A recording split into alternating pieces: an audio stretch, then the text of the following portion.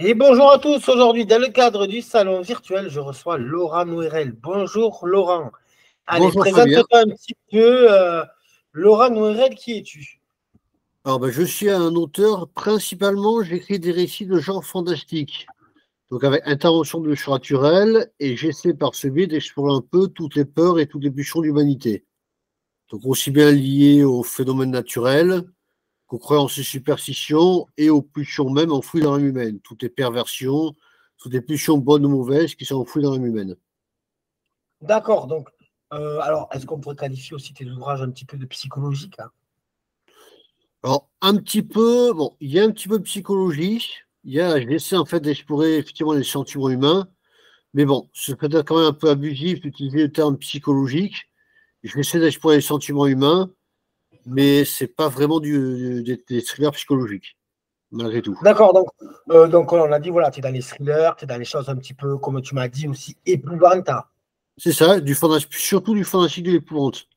Voilà, alors, fantastique épouvante. Est-ce que tu peux nous situer un petit peu le genre, un petit peu savoir juste nous mettre un petit peu dans le bain, quoi? Donc là, en fait, moi, de fantastique épouvante, donc il y a intervention souvent de surnaturel. Et donc parfois, aussi bien des créatures issues des traditions, comme par exemple les fantômes, les loups-garous ou les vampires. J'aime beaucoup les vampires, au thème du vampire.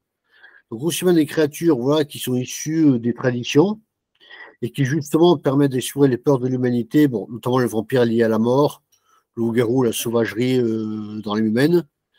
Et après, il y a parfois des menaces et des créatures un peu plus originales. Voilà. Certaines sont issues des traditions, comme je viens d'expliquer, d'autres sont un peu plus mystérieuses et originales. En fait, il y a D'accord, toujours. donc tu as aussi dans la création t'es aussi dans la création des entités. Tu ne veux pas explorer que le fantôme, le vampire, le loup-garou, tu vois, c'est traditionnel, ça s'est fait, refait, tu comprends ce que je veux te dire aussi. Oui, Donc je toi, comprends. tu te permets aussi, quelque part, d'inventer aussi de nouvelles créatures et de Parfois, nouveaux effectivement, styles. j'en invente. Après, celles qui sont traditionnelles, j'essaie de les présenter sur un jour un peu, sinon original, du moins assez frais. J'essaie, hein, après, est-ce que j'y arrive, c'est autre chose. Mais Et j'essaie. est-ce que tu suis toujours c'est ça que je voudrais savoir aussi précisément. Tu parles des fantômes, des vampires, des loups-garous, etc. Mais est-ce que tu suis la vraie trame historique de ces créatures, dans le sens que tu sais, elles ont toute une histoire réelle, enfin réelle ou pas réelle, mais mettons les loups-garous, l'homme qui change en loup, etc. Tu restes dans ça ou alors tu peux inventer, tu peux te laisser libre cours à ton imagination du pourquoi, du comment, tu vois? Alors, de manière générale, en fait, je suis plutôt en tradition, même si je peux y apporter des variantes, d'effets plus originaux. Mais en règle générale, je suis les traditions. Par exemple, pour le thème du vampire, moi, j'aime plutôt le vampire effrayant, plus traditionnel. Même si j'apprécie certaines tentatives qui ont été faites par ailleurs, je préfère le vampire plus traditionnel, menaçant, fascinant et séduisant. Donc, j'ai plutôt une image à la fois Dracula, traditionnelle. Oui, excuse-moi, vas-y. le traditionnel, c'est Dracula, le beau gosse un petit peu qui séduit les femmes et qui les mord. C'est ça, à peu près, à peu près. Après, il y a aussi des vampires féminins, des vampires masculins féminins. Oui, oui, oui. Il peut Mais la être base, juste. on voit les vampires Dracula, le loup-garou, en référence moderne, je veux dire Twilight. Toilette, j'ai pas vu, hein. Bon, j'ai pas vu. J'ai vu une fois un extrait. Les J'ai trouvé ça vampires, involontairement comique, mais bon, ça c'est moi. Voilà. ouais, Donc, bon, ça, oui, oui, oui, oui, ouais. plutôt une vision effectivement plus traditionnelle et effrayante. Et attends, notamment par rapport aux vampires, j'essaie aussi de leur rendre leur aspect vraiment menaçant et effrayant. Par exemple, j'aime beaucoup les films avec Christopher Lee, mais il y a parfois des défauts de l'époque où on voit des scènes de vampires qui fuyaient dès qu'un humain approchait. Donc, j'essaie vraiment de rendre aux vampires et aux loups-garous également leur aspect effrayant. Ce qui peut Voilà. très bien aussi aller avec une humanité, une recherche humanité et un caractère plus complexe. Les deux peuvent très bien se mêler. Donc toi, donc, ce qu'on comprend un petit peu aussi dans tes ouvrages, c'est que tu travailles sur les caractères aussi et le sentiment que le lecteur va avoir vis-à-vis de tes personnages aussi. Et tu les mets en scène dans une histoire. C'est un petit peu le sentiment que tu peux procurer au lecteur, c'est ça, pendant la lecture. Alors, effectivement, ben, déjà, le sentiment, ben, j'ai de lecteur de la peur, puisque bon, c'est surtout du fantastique. Donc, j'ai créé vraiment de la tension, une menace et de la peur. Et après, effectivement, cette tension par le biais des créatures surnaturelles, c'est justement pour explorer, en fait, toutes les peurs et toutes les émotions de l'humanité.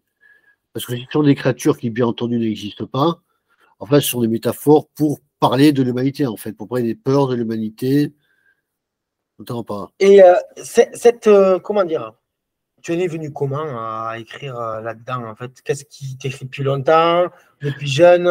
Ce sont des Alors, en choses qui t'ont fait, j'écris depuis très fasciné? jeune parce que mon père était professeur de français et avait une bibliothèque très garnie. Donc, j'ai découvert très tôt la littérature grâce à la bibliothèque de mon père, notamment les contes et légendes, aussi bien les Nibelungen que les légendes arthuriennes, que j'apprécie toujours énormément. Mais sinon, moi, j'ai découvert très tôt la littérature et j'ai commencé vraiment très tôt à écrire. Alors, au départ, c'était des récits d'un quart de page sur des westerns de John Wayne que j'imaginais. Donc, évidemment, ça a beaucoup varié. Mais effectivement, j'écris depuis tout petit, quoi. Aidé par D'accord. la bibliothèque de mon père. Et là, aujourd'hui, tu as combien de livres à ton actif? Alors, à mon actif, en tant qu'auteur, alors j'ai Oui. plusieurs livres qui ont été, j'ai plusieurs récits qui au départ ont été publiés dans des recueils collectifs. C'est les aventures du détective Harry Dixon. Donc là, j'en ai écrit deux. Et en fait, elles ont été publiées dans des recueils collectifs. Ça, c'était le Masque d'Or, ma première publication. Ouais. Après, j'ai un recueil qui a été édité par les éditions de l'Arbre Monde, c'est Les Chants des Fées nocturnes. Mais là, il n'est plus disponible. Parce que malheureusement, il n'a pas marché. Donc, du coup, au bout d'un moment, le contrat a été abandonné. Et pour l'instant, il n'est plus Oui. disponible. Pour l'instant, j'ai 3 livres publiés en tout. En comptant les recueils qui sont peu édités, j'en ai eu 6 ou 7, je pense. D'accord. Donc voilà, t'es un auteur quand même assez prolifique. Tu as fait quand même 6 7 livres. Toujours dans le même thème, fantastique, tu m'as dit. Fantastique, fantasy, science-fiction, un petit peu des trois. Alors, en fait, principalement du fantastique. Et j'ai écrit quelques récits courts de science-fiction et de fantasy, qui sont parus dans des recueils collectifs au fil des années. En fait, je suis édité depuis le début des années 2000. En fait, je reste un auteur très peu connu, parce que j'étais édité par de petits éditeurs. Bon, par ailleurs, hein, j'en suis très reconnaissant. Mais Oui. effectivement, je reste un auteur très peu connu. Et pour l'instant, ben, j'ai 3 livres édités. D'accord, oui, voilà. Et qu'est-ce que je veux dire? Ton dernier livre, là, tu m'as dit que tu as un livre qui est en cours d'édition justement chez Hello, c'est ça? C'est ça, chez les éditions Hello. Donc, C'est- c'est un roman Alors, qui c'est est en lequel? cours de correction. Donc, on a défini la couverture, mais les corrections sont toujours en cours, donc il n'est pas encore édité. Et donc, il devrait être édité courant 2024. Mais quand, ça, je ne sais pas. Ah, d'accord, voilà. Bon, mais de toute façon, tu nous tiendras au courant. Tout à En fait. termes de, comment dire, quand tu écris, tu as des, comment expliquer? Est-ce que quand tu écris, tu as un environnement particulier, quelque chose ou comment, comment tes histoires et cette imagination te sort en fait? Toi, puisque les créatures, les vampires, etc., tu vas inventer un petit peu autour. Comment ça te vient à l'idée? Ça, en fait, comment dire, c'est ton père avec cette grande bibliothèque à l'époque et tout ce que tu as découvert là-dedans qui font que ben, enfin, tu crées tout ça. Ben, en fait, c'est entre autres. En fait, je reconnais que je m'inspire beaucoup de livres que j'ai lus ou de films que j'ai vus. Alors, je m'inspire beaucoup. Après, évidemment, je retravaille, je les intègre à mon univers, mais j'ai beaucoup de sources d'inspiration diverses. Après, je peux noter des idées, je laisse un peu germer, et au fur et à mesure, ben, souvent, je fais un plan assez détaillé, et lorsque j'écris, je suis en fait ce plan. C'est comme ça D'accord, que je travaille, je fais un plan détaillé, et je suis ce plan. Et après, j'écris, ben, en fait, j'écris souvent chez moi, un peu quand je peux. Parce qu'effectivement, bon, ben, j'ai d'accord, un travail évidemment alimentaire en dehors. Et donc, j'écris souvent en dehors de mon travail, donc quand je peux, en fait. d'accord, oui, voilà. Donc, tu écris en plus. Donc, d'accord, je comprends ce que tu veux dire. Voilà. Mm. Donc, en fait, c'est un petit peu ta vie de tous les jours qui fait que ben, ça t'inspire aussi. Et puis, ben, toutes tes passions depuis petit qui font que tu as envie voilà, tu retranscris ça dans la science-fiction, la fantasy, C'est ça. voilà, avec tous les sentiments que tu peux avoir et puis tous les films qui t'ont inspiré aussi, puisque tu viens de le dire, tu as été inspiré énormément par Oui, les films. c'est vrai, j'ai beaucoup de sources d'inspiration, hein, ça, il n'y a pas de problème. Après, évidemment, je retravaille tout, je mélange différentes sources dans un même récit, je les intègre dans un univers que j'ai créé parfois un peu par hasard. Là, je suis en train d'écrire un récit dans un petit cycle, mais qui s'est fait un peu par hasard. En fait, au départ, il y avait un texte qui devait être autosuffisant, et puis après, ça s'est développé en un univers, donc ça se fait par hasard, et je suis toujours en train d'écrire dessus. Mais effectivement, j'ai beaucoup d'influence, mais que bien entendu, je retravaille après pour faire les choses de plus personnelles. Oui, voilà, tout à fait. Et voilà. Et actuellement, là, comme tu dis, tu as un autre roman en cours d'écriture, hein. Tu écris tous les jours, tu écris tout le temps, il y a toujours. Et on aura un autre roman peut-être en 2025 ou sur quelque chose qui est en cours d'écriture. Alors ça, je ne sais pas. Bon, j'écris le plus souvent possible. En fait, justement, l'un des romans que je propose, Les Échos des chevauches anciennes, au départ, c'était un sujet proposé par l'éditeur, une ligne proposée par l'éditeur. Et en fait, pour la première fois, j'ai dû rendre un texte, j'avais un temps limité pour nos textes. Donc, du coup, ça m'a obligé à écrire de manière plus régulière. Parce qu'avant, j'écris de manière beaucoup plus aléatoire. Donc là, maintenant, j'écris de manière effectivement nettement plus régulière. Mais après, je ne peux pas dire du tout quand paraîtront les prochains livres, hein. Voilà, Oui, voilà. j'ai un livre qui est en cours d'édition, forcément. Mais après, une fois que j'écris, corriger le livre, et la correction, ça prend toujours beaucoup de temps, il faut encore que je le propose à l'éditeur et qu'il soit accepté. Donc, Oui, évidemment, je tout ne à peux pas fait. dire, moi, j'écris, après, c'est l'éditeur qui lit et qui choisit ou pas de le garder. Oui, oui, tout à fait. Donc, Très bien.